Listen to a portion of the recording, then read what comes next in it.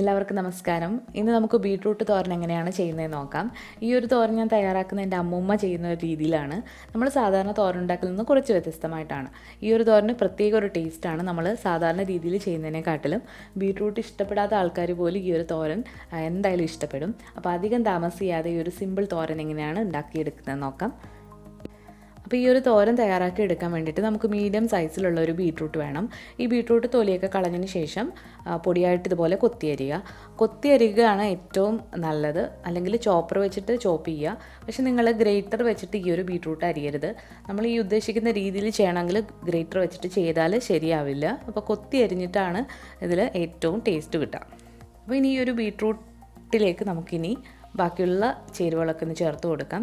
ഞാനിവിടെ ഒരു സവാള പൊടിയായിട്ട് അരിഞ്ഞത്, 2 പച്ചമുളക് പൊടിയായിട്ട് അരിഞ്ഞത് ഇതിലേക്ക് ചേർത്ത് കൊടുക്കുകയാണ്. ഇനി ഇതിലേക്ക് ഒരു 1/4 കപ്പ് തേങ്ങ ചിരകിയതാണ്. അപ്പോൾ തേങ്ങ ചിരകിയതോടെ ചേർത്ത് കൊടുത്തിട്ടുണ്ട്. ഇനി ഈ ഒരു തോരനിലേക്ക് നമ്മൾ ചേർത്ത് കൊടുക്കാൻ പോകുന്നത് മഞ്ഞൾപ്പൊടിയാണ്. മഞ്ഞൾപ്പൊടി 1/4 ടീസ്പൂൺ മുതൽ 1/2 ടീസ്പൂൺ വരെ ചേർത്ത് കൊടുക്കാം. പിന്നെ വേണ്ടത് ആവശ്യത്തിനുള്ള ഉപ്പാണ്. ഇനി ഇത് കൈ വെച്ചിട്ട് തന്നെ നന്നായിട്ട് മിക്സ് ചെയ്ത് കൊടുക്കുക. നല്ല ബലം പ്രയോഗിച്ചിട്ട് തന്നെ ഇത് ഒന്ന് ഞെരടിയെടുക്കുക. തേങ്ങയിൽ നിന്നും ബീട്രൂട്ടിൽ നിന്നൊക്കെ വരുന്ന വെള്ളം കൊണ്ട് ഇത് കുറച്ച് ലൂസായിട്ട് വരും.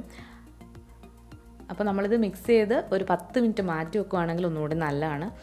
ഇനി നമ്മൾ തോരനാക്കി എടുക്കാനായിട്ട് പോവാണ്. അതിന് വേണ്ടിയിട്ട് ഒരു പാത്രം വെച്ചിട്ടുണ്ട്. അതിലേക്കൊരു 1.5 ടീസ്പൂൺ വെളിച്ചെണ്ണ ഒഴിച്ചു കൊടുത്തിട്ടുണ്ട്. വെളിച്ചെണ്ണ ചൂടായി വന്നു കഴിഞ്ഞാൽ ഇതിലേക്ക് കുറച്ച് കടുക് ഇട്ടൊന്ന് പൊട്ടിച്ചിട്ട് 2-3 ചെറിയ ഉള്ളി ഇതുപോലെ ഒന്ന് വട്ടത്തിൽ അരിഞ്ഞിട്ട് ഇട്ട് കൊടുക്കുക.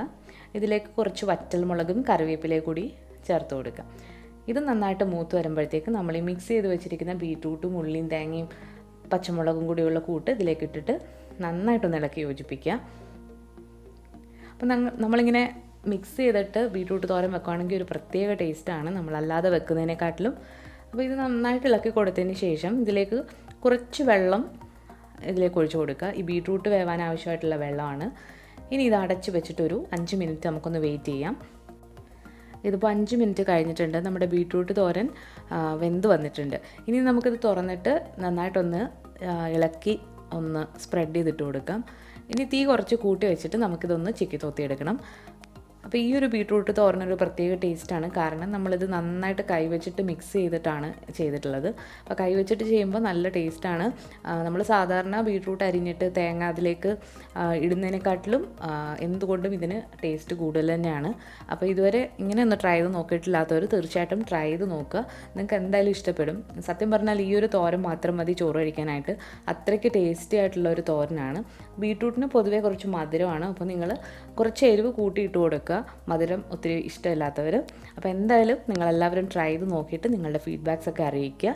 ഈ വീഡിയോ ഇഷ്ടമായിട്ടുണ്ടെങ്കിൽ ലൈക്ക് ചെയ്യാനും ഷെയർ ചെയ്യാനും കമൻറ്റ് ചെയ്യാനും ഒന്നും മറക്കരുത്.